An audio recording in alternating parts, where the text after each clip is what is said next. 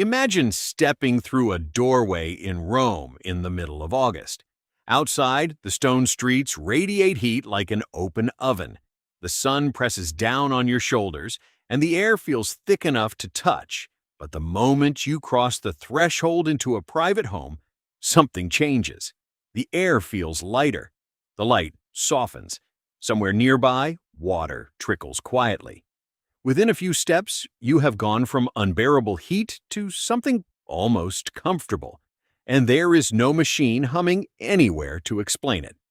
This is the puzzle at the heart of Roman domestic life. Summers across much of the Roman world were brutal, especially in cities packed with narrow streets, crowded insulae, and sun-baked plazas.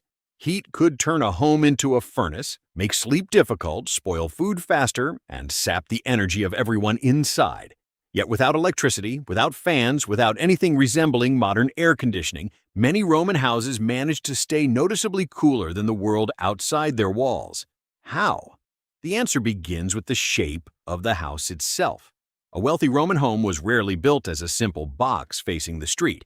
At its center sat the atrium, an open room with a wide opening in the roof called the impluvium.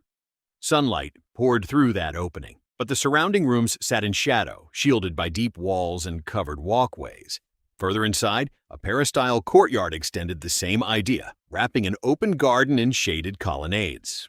Walking through such a house meant constantly moving between patches of sun and long stretches of shade, and Roman builders understood exactly where to place each one. But shade alone was not enough. Roman architects paid close attention to which direction a house faced and where its main rooms opened. Rooms meant for daytime use were often positioned to avoid the harshest afternoon sun, while windows and doorways were kept narrow or recessed to limit how much direct light entered. This was not decoration. It was climate control built directly into the layout of the home. Water played its own quiet role. At the center of many atriums sat the impluvium, a shallow basin that collected rainwater from the impluvium above. Even without rain, the presence of standing water changed the feel of the room. As water evaporated from its surface, it drew heat from the surrounding air, leaving the space around it slightly cooler. Wealthier homes went further, adding fountains, small pools, or garden basins fed by aqueduct water. A fountain bubbling in a courtyard did more than please the ear. It created a small, cooler pocket of air that could drift gently into nearby rooms. That cooler air needed somewhere to go, which is where airflow came in. Romans could not measure air pressure with instruments, but generations of builders had learned through experience how air behaved. Warm air near sunlit courtyards would rise, while cooler air pooled in shaded corridors and rooms near water features. Doorways, window openings, and internal courtyards were arranged so that air could move from these cooler pockets into the main living spaces, creating a gentle, continuous exchange without a single moving mechanical part. The materials of the house mattered just as much as its shape. Thick walls of stone, brick, and concrete absorbed heat slowly throughout the day. Instead of interior temperatures spiking the moment the sun rose, that heat crept inward gradually, often not reaching the innermost rooms until well after sunset, by which time the outside air had already begun to cool. This delay, created purely by the mass of the walls themselves, meant that the hottest part of a Roman day did not have to be the hottest part of a Roman's day indoors. None of this happened automatically, though. Roman households actively worked with their homes, rather than simply living inside them.